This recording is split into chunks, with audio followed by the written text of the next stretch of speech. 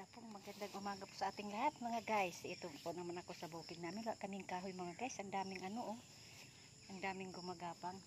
Yan nagaano ko ng mga kahoy kasi wala kaming kahoy sa bahay namin mga guys.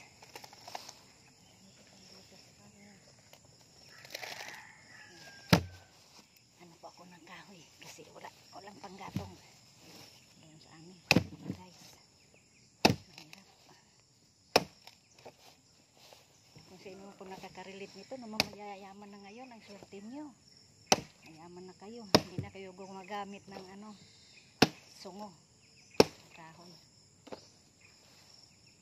Pero kami nandito pa rin sa bukid. Ito pa rin ang ginagamit namin mga guys. Talagang ganito lang. At least masaya. At malakas pa rin tayo. Kahit tayo may mga edad pa mga guys. Kaya mga senior, huwag kayong upo-upo, higa-higa. Tayo-tayo kayo at magbanat-banat ng buto para naman hindi umano ang buhay natin. Tumagal.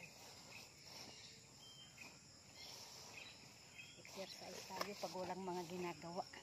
Mga guys. Maraming salamat po sa panonood. Ito po ang lagayan ko mamaya.